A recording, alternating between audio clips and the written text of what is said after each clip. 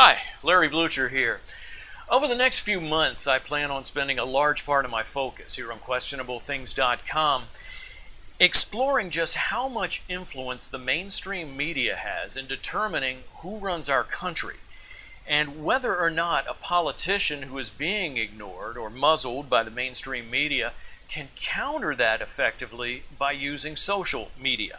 Now, I've been doing a lot of research already on this subject. I have found a fair amount on issues such as lack of trust in media election coverage, thoughts on the media's role in deciding just who gets to be our president.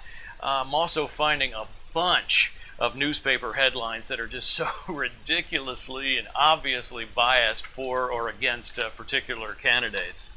Came across a very good documentary called Spin, Democracy at Work, which took a look at Larry Agron's presidential bid back in 1992. Now, this was a great example of a legitimate presidential candidate whose campaign was just totally shut down by the mainstream media back when there really was no social media as an alternative. There has been some material that I've found examining how Ron Paul has been mistreated, marginalized, ignored by the mainstream media, especially in 2008, but we're also seeing that again in this presidential campaign. But it's much more difficult to find material offering any explanations as to why this is happening. And that's pretty much the same story that I'm finding on the muzzling of former New Mexico Governor Gary Johnson in the current presidential campaign. But a guy that I am really excited to talk about is Alex Snitker. He was a 2010 Florida U.S. Senate campaign candidate who had paid a filing fee of more than $10,000 to be on the ballot. It's expensive to be on the ballot here in Florida. This is a guy who had honorably served his country for 8 years in the Marines. And incredibly, this guy was not allowed to participate in the televised debates. The media simply decided for us that this was going to be a three-horse race, Larry, Moe, and Curly, or in this case, Kristen, Rubio, and Meek. There was not really much written about the media's embarrassing treatment of Alex Snitker.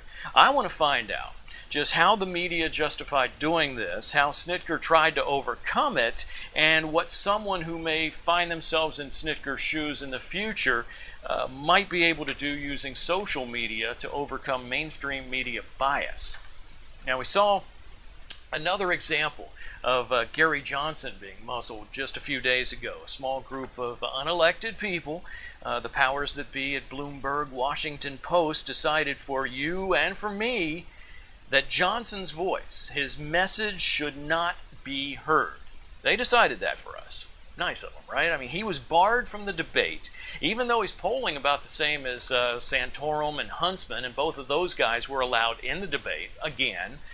And even though the debate was focused on the economy, where Johnson has had a track record of success. So it's frustrating. What can you do when the mainstream media muzzles you?